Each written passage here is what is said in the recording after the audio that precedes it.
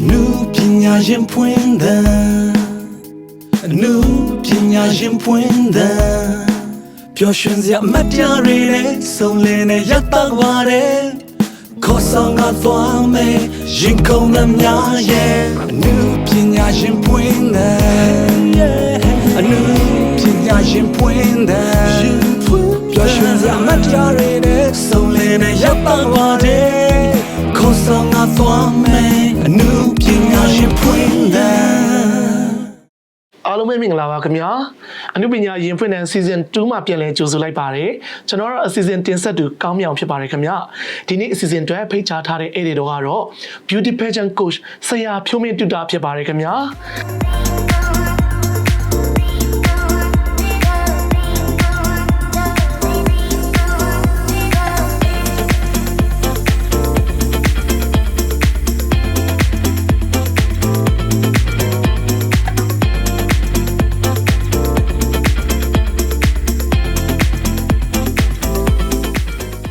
ဆရာဖြိုးမင်းတူတာကြီးမင်္ဂလာပါဗျာမင်္ဂလာပါကောကောဆရာမတွေ့ရလဲကြာပြီဆိုတော့เนาะဆရာကြောက်ရောက်ပြီးတဲ့အတွက်အများကြီးကျေးဇူးတင်ပါတယ်ခင်ဗျာကျေးဇူးတင်ပါတယ်ကျွန်တော်ဖိတ်ကြားပေးရတဲ့အတွက်လည်း Okay အဲ့ဆိုရင်ဆရာကျွန်တော်တို့ရဲ့မင်းမြန်ကန်လေးနဲ့ကျွန်တော်တို့စကားသမီးလေးစလိုက်ကြရအောင်เนาะ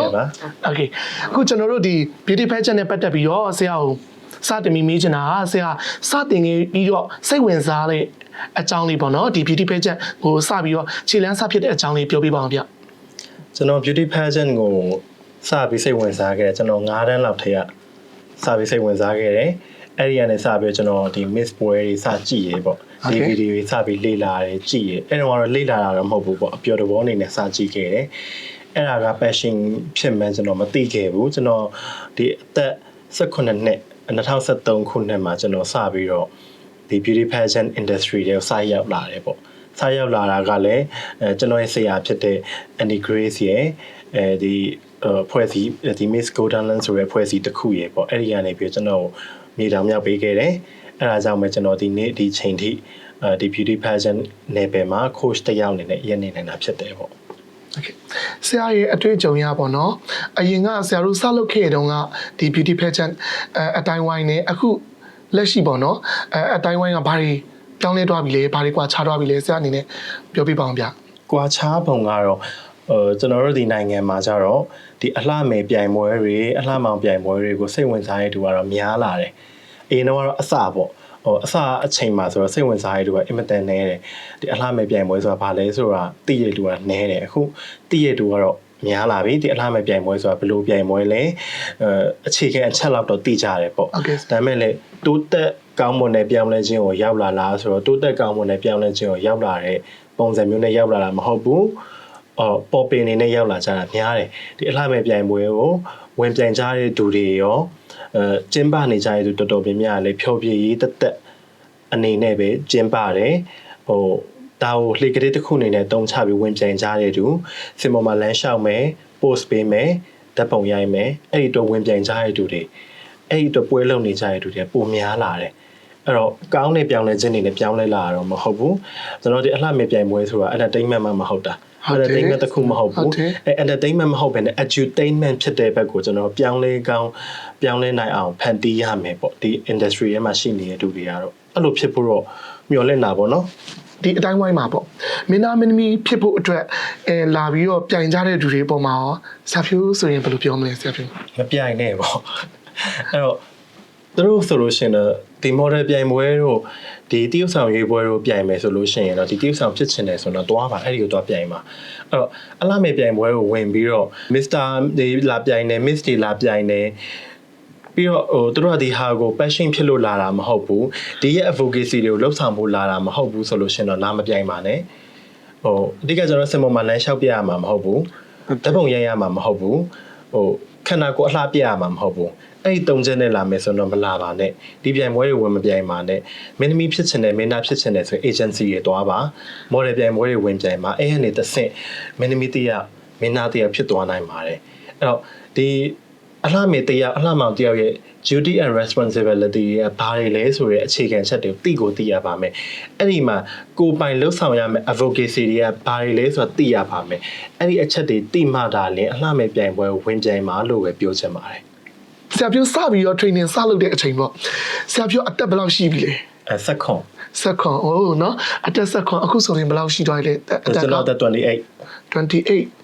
အသက်ဆက်ခွန်နေစပြီးလို့ဒါ10စုနှစ်တစုရှိသွားပြီနော်ဆရာပြောဆိုအများကြီးပဲနော် training စပေးတဲ့အချိန်မှာကျွန်တော်အားပေးခဲ့ရတဲ့သူတွေကကျွန်တော်တပည့်တွေပြန်ဖြစ်လာတယ် သူတို့တွေကဒါဆရာဖြိုးတဲ့အသက်ကြီးလဲကြီးနေမှာပေါ့နော် ဟုတ်တယ်ကြီးရ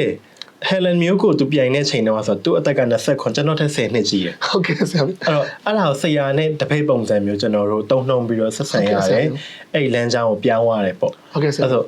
ကျွန်တော်အသက်ကလည်းအရင်ငယ်သေးတယ်အရင်ငယ်သေးတဲ့အချိန်မှာကျွန်တော်တို့ရဲ့ယုံကြည်မှုကကျွန်တော်စီမှာအပြည့်အဝမရှိဘူး ဟုတ်ကဲ့ဆရာ သူတို့ရဲ့အမြင်မှာကျတော့လေအဲ့တော့ပြိုင်ပွဲဝင်တဲ့သူတွေအကုန်လုံးကလည်းသူ့အသက်ကဆက်ခွန်သူခုမှစလို့မှာငါတို့သူကဘာတင်ပေးနိုင်မှာလဲ ဟုတ်ကဲ့ ဘလို့တင်မှာလဲဘာပုံစံနဲ့တင်မှာလဲဆိုပုံစံမျိုးပေါ့ ဟုတ်ကဲ့ဆရာ အဲ့တော့အဲ့ချိန်မှာသူတို့ရဲ့ယုံကြည်မှုတွေရအောင်ကျွန်တော်ဘက်ကအများကြီးစူးစမ်းရတယ် ဟုတ်ကဲ့ဆရာ တကယ်ကို10နာရီလောက်စာလေ့လာရတယ်စာလေ့လာတယ်ဒီ knowledge တွေပြေဝအောင်လုပ်ရတယ်မနေ့ပြန်မှာသူတို့တင်မဲ့စာဆိုဒီနေ့ကြိုလုပ်ရတယ်သူတို့ကိုတင်လိုက်လို့ရှိရင်သူတို့စီကဘာ question တွေလာမှာလဲ ဟုတ်ကဲ့ လာနိုင်တဲ့ question တွေကိုပေါ့ပြန်ထုတ်ရတယ်အဲ့ဒါစာပြန်လုပ်ရတယ်ပြန်ဖြေရတယ်အဲ့ဖြေတဲ့ထဲမှာဘာ question ထပ်လာနိုင်တယ်လဲအဲ့ဒါရစကိုပေါ့လေ့လာရတာ ဟုတ်ကဲ့ဆရာ ဆိုဘလွယ်ကူခဲ့ဘူးပေါ့နော် ဟုတ်ကဲ့ဆရာ ဟုတ် အခုဆရာဖြတ်တန်းခဲ့တဲ့ဒီ page and coach တက်တန်းမှာပေါ့နော်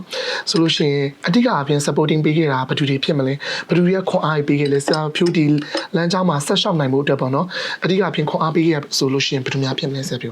အဓိကကျွန်တော်ရဲ့မိဘပေါ့ ဟုတ်ကဲ့ အဓိကမိဘကတော့ကျွန်တော်အရင်တော့ကတော့ကျွန်တော်စလုပ်တဲ့ချိန်မှာတော့ကျွန်တော် supporting မဖြစ်ခဲ့ဘူး ဟုတ်ကဲ့ ဆိုတော့သူတို့အနေနဲ့ကလည်းယုံကြည်မှုမရှိဘူးပြီးတော့ဒီ pageant trainer အနေနဲ့ကျွန်တော်စဝင်တဲ့ချိန်မှာ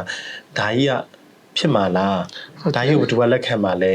ပေါ့အဲ့တော့ဆိုရင်ကျွန်တော်ရဲ့မိဘကကျွန်တော်ကြောင်းထားတယ်အဲ့တော့နိုင်ငံတကာကြောင်းတက်ရတာဖြစ်တဲ့အတွက်ပတ်စံအစိုးရကြောင်းထက်ကုန်တယ်အဲ့တော့သူတို့ထားတဲ့ကြောင်းမှာတက်ပြီးတော့ဒီအလုပ်ကိုလုပ်နေတယ်ဆိုရင်သူတို့မကြိုက်ဘူး ဟုတ်တယ် ပတ်စံအများကြီးကုန်ထားတာအဲ့တော့ဘာလို့ ရလဲဆိုတော့သူတို့စီယုံကြည်မှုကိုတိဆောက်ရတယ်ပထမဆုံးအနေနဲ့ကတော့ဒီသူတို့ရဲ့ national final မှာတော့ယုံကြည်မှုစရလာတယ် national final ရောက်သွားတဲ့အချိန်မှာတော့မိဘတွေကိုခေါ်ပြလိုက်တယ်ဒါကတော့ကျွန်တော်ဒီနှစ်ပထမဆုံးတင်ထားတဲ့ ဒါဆရာ train ထားတဲ့ တပည့်တွေဖြစ်တယ်ဆိုတော့ဒီလိုတွေတင်ထားတယ်ဆိုတဲ့ဟာအဖေတို့ကတော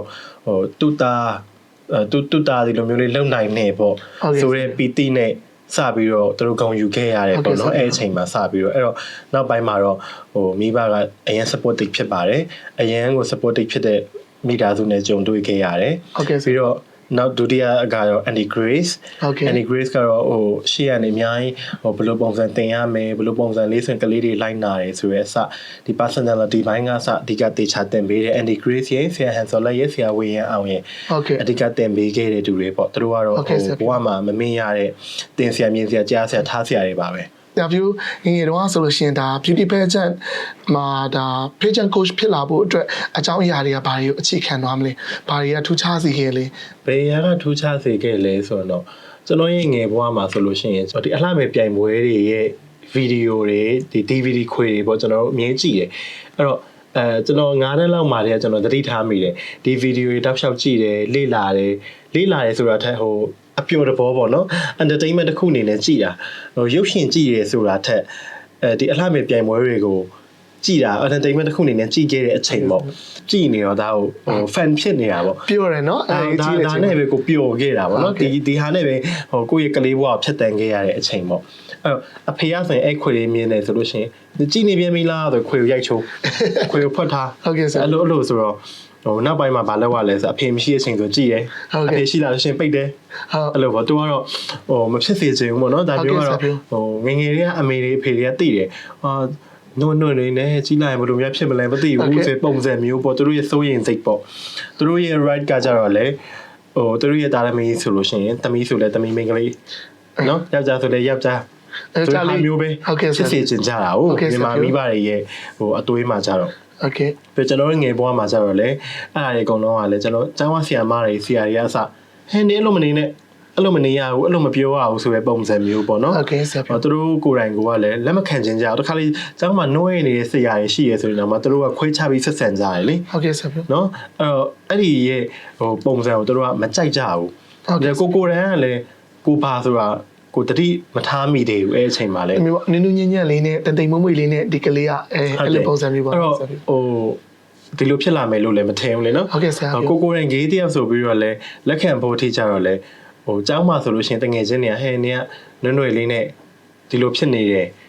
ဒါပေမဲ့နှစ်ပုံစံပြောင်းဘောနော်အကုန်လုံးကတော့ဟိုသူတို့ဖြစ်စေချင်တဲ့ပုံစံပေါ့နင်ယောက်ျားလေးဆိုယောက်ျားလေးဆိုဖြစ်ရမယ်မိန်းကလေးကိုကြိုက်ရမယ်ဟုတ်ကဲ့ အဖေမိန်းကလေးကိုကြိုက်ရောစားတော့ပြီး ဟုတ်ကဲ့ ဟုတ်ပါကျွေးတဲ့ပုံစံမျိုးတွေပေါ့နော် ဆရာပြောပေးခဲ့ဘူးလားမုံနေကျွေးတာမျိုးတို့စားပေးတာမျိုးတို့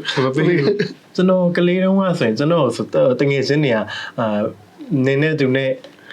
တွဲဆိုအဲ့လိုပုံစံမျိုးဟိုစကြရရှိရပါဒါပေမဲ့အဲ့စတဲ့အပေါ်မှာလည်းရင်ခုန်ခဲ့လားဆိုရင်မခုန်ခဲ့ဘူး အဲ့လိုစခင်ရရောဆရာပြောကြိုက်လား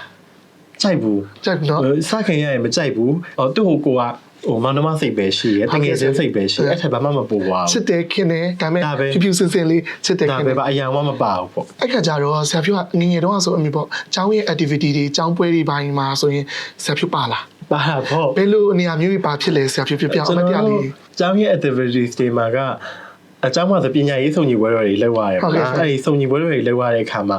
စုံညီပွဲတော်မှာပါတဲ့အချိန်တွေဆိုလို့ရှိရင်ကျွန်တော်ဒီကိုဆိုလို့ရှိရင်ဒါကျောင်းကဆရာကြီးဆိုလို့ရှိရင်ဆရာမတွေကကိုဟိုယောက်ျားလေးနဲ့မိန်းကလေးတွဲပြီးကရမယ်ဆိုယောက်ျားလေးနေရာနဲ့တွဲပြီးကရတယ်တငယ်ချင်းမိန်းကလေးနဲ့တွဲရတယ်ဒီလောက်ပဲအဲ့လိုကဆိုကလိုက်တယ်လှုပ်ဆိုလှုပ်လိုက်တယ်ဒါပဲဘာမှအဲ့လောက်ထိဟိုအတွေးမြင်မရှိဘူးဒါပေမဲ့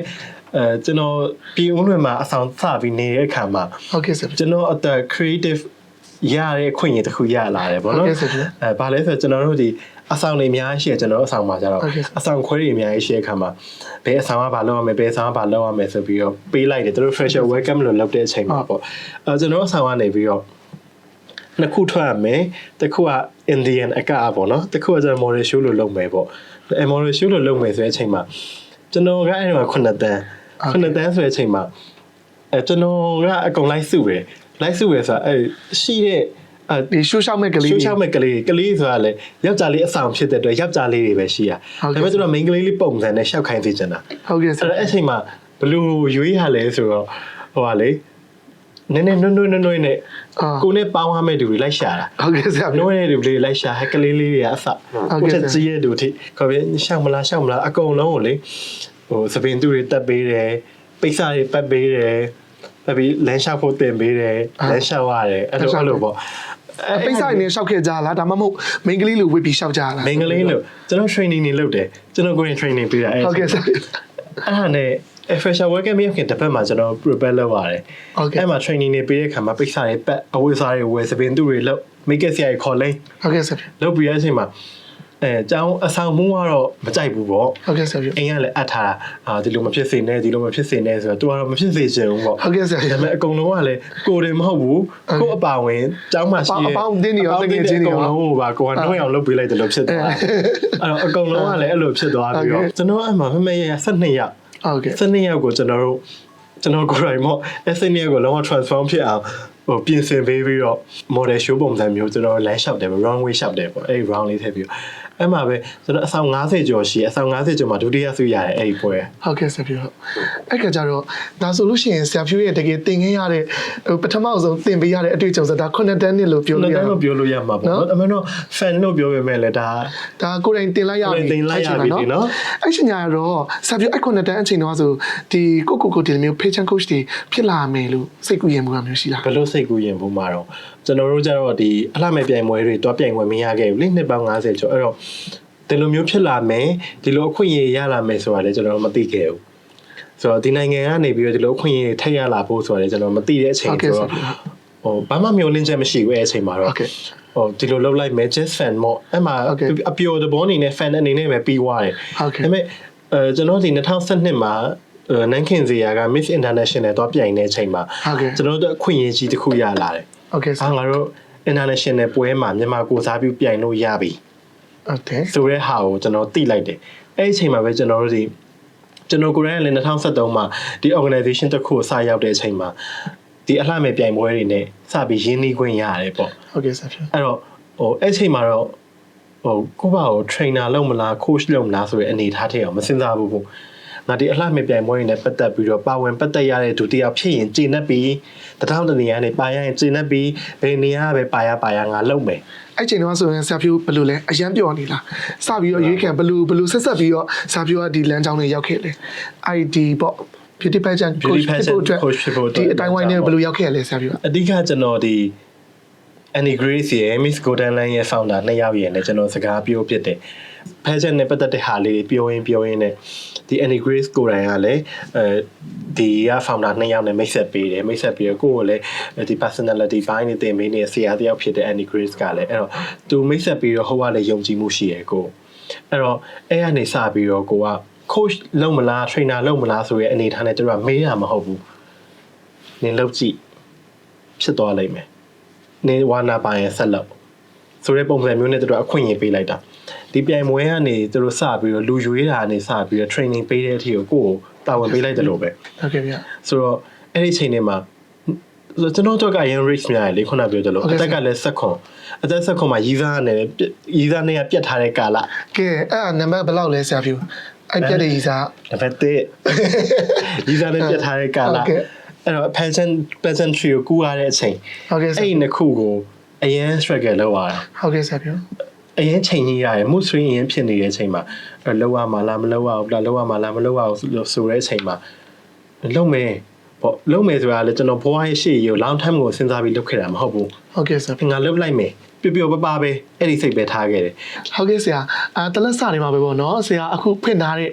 beauty pageant school နဲ့ပတ်သက်ပြီးတော့လေဒါအလှမောင်မပြိုင်မဲ့ညီငယ်ညီမငယ်တွေကိုသတင်းကောင်းပါပေးပါအောင်ဗျဟုတ်ကဲ့အဓိကကျွန်တော်ကဒီ beauty queen နဲ့ပတ်သက်ပြီးတော့လေသင်တန်းတွေဖွင့်ထားတယ် Listo Personality Academy ဆိုတဲ့သင်တန်းကျောင်းလေးဖွင့်ထားပါတယ် beauty queen နဲ့ပတ်သက်ပြီးတော့လေသင်လို့ရတယ် beauty king beauty queen ကျွန်တော် smack ဖြစ်ချင်တဲ့အမျိုးသမီးတွေပြီးတော့ company ဝန်ထမ်းတွေအတွက် smack ဖြစ်အောင်ဘယ်လိုပြုပြင်နေထိုင်မလဲဆိုတဲ့ category နဲ့လည်းသင်တန်းပေးပါတယ်ဟုတ်သင်တန်းကတော့ကျွန်တော်အခုဒီနေ့ဒီချိန်လေးရောသင်တန်းသားပေါင်းဒီ Miss Day Mister ရဲ့အပါဝင်4000ကျော်ရှိပြီပေါ့4000ကျော် Miss Day Mister ရဲ့ပါမယ် Mrs Day ပါမယ်ဒီကလေးပြိုင်ပွဲလေးပါမယ်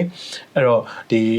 data တည်နေရတည်မှာတာဝန်ယူနေကြတဲ့ company တွေပါမယ်အဲ့ဒီဝန်ထမ်းတွေပါမယ် hotel ဝန်ထမ်းတွေပါမယ်အဲ့လိုလူမျိုးတွေအထိပါကျွန်တော် training တွေပေးနေတာပေါ့ဟုတ်ကဲ့အခုပြည့်တဲ့ကြီးကြီးရှုခန်းစားခဲ့ကြရတာကတော့ beauty pageant coach ဆရာဖြိုးမင်းတူတာရဲ့စတင်တက်တာကာလအတွေ့အကြုံတွေရဲ့အလှမောင်မယ်တွေရဲ့လိုအပ်ချက်တွေကိုမျှဝေပေးသွားတာဖြစ်ပါတယ်ခုစီစဉ်ကြီးရှုနေတဲ့ပြည့်တဲ့အနေနဲ့လည်းအားရကျဉ်းမှုရှိလိမ့်မယ်လို့လည်းမျှော်လင့်ပါတယ်ခင်ဗျာကျွန်တော်တို့ရဲ့အနုပညာရင်ဖွင့်တဲ့အစီအစဉ်ကိုကြီးရှုအားပေးမယ်ဆိုရင်တော့ Facebook page နဲ့ YouTube စာမျက်နှာတွေမှာထုတ်လင်းပြသပေးတော့မှာဖြစ်တဲ့အတွက်စောင့်မျှော်ကြီးရှုအားပေးကြပါအောင်လို့ဖိတ်ခေါ်လိုက်ရပါတယ်ခင်ဗျာကျေးဇူးများတင်ပါတယ်